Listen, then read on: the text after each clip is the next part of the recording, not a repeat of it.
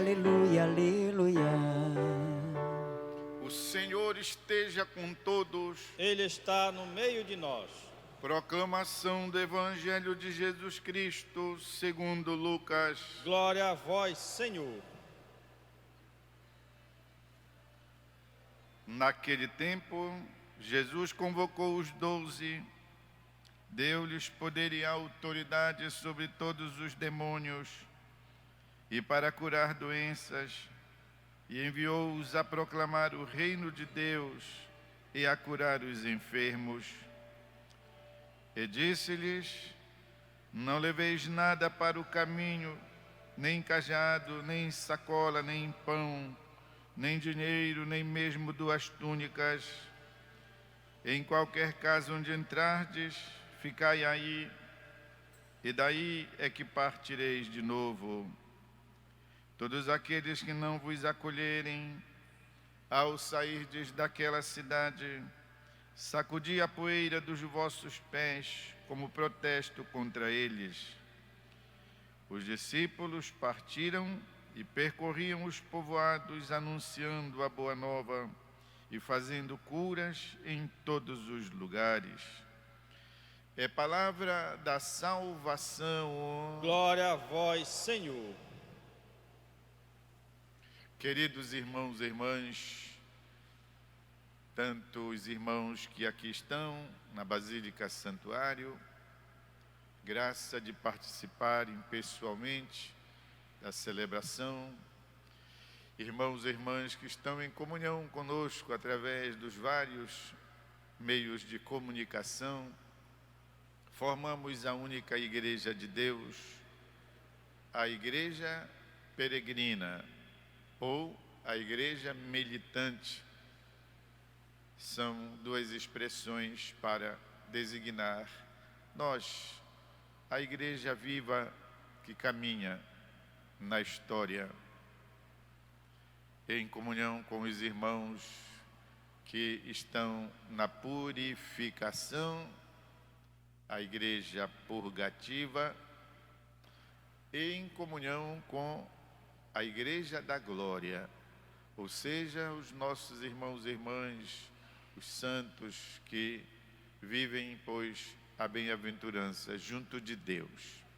São 3 as dimensões da Igreja: a Igreja peregrina, a Igreja purgativa e a Igreja triunfante ou gloriosa. Todos nós participamos toda vez da Santa Missa, de modo que nós formamos esta, que a nossa fé todos os domingos confessa a comunhão dos santos. Não comunhão no sentido de receber a hóstia consagrada, mas no sentido de estar em comunicação. Comunhão quer dizer estar juntos, participando, pois, da glória de Deus. A palavra hoje nos fala de modo interessante, em tempos assim, muito difíceis, nos convida a assumir uma vocação que Jesus nos concedeu, a realizar aquilo para o que o Senhor nos chama.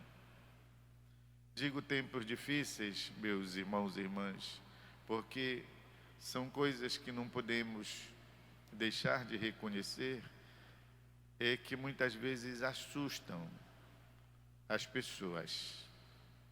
Estamos falando, por exemplo, da frequência com que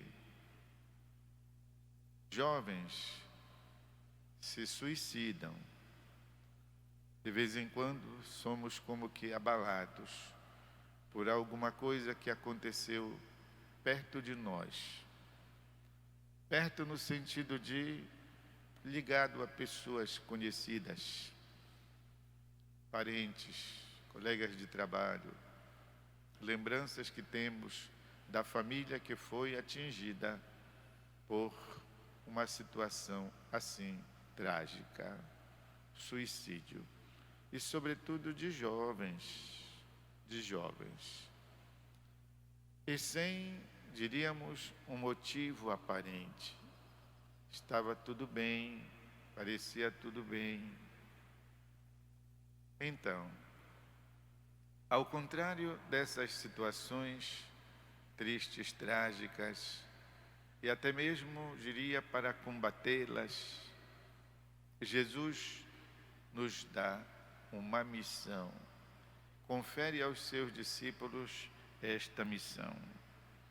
O Senhor Jesus deu-lhes a autoridade sobre os demônios para curar doenças e enviou-os a proclamar o reino de Deus. Esta é a nossa função, esta é a nossa vocação. De alguma maneira te vira anunciar o reino de Deus.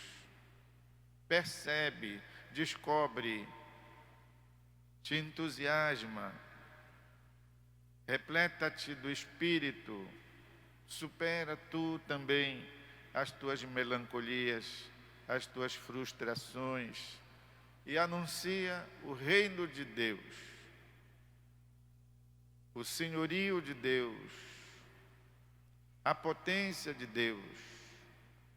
Anuncia aos corações, como diz a palavra de Deus, sobretudo aos corações aquebrantados, anuncia o reino de Deus.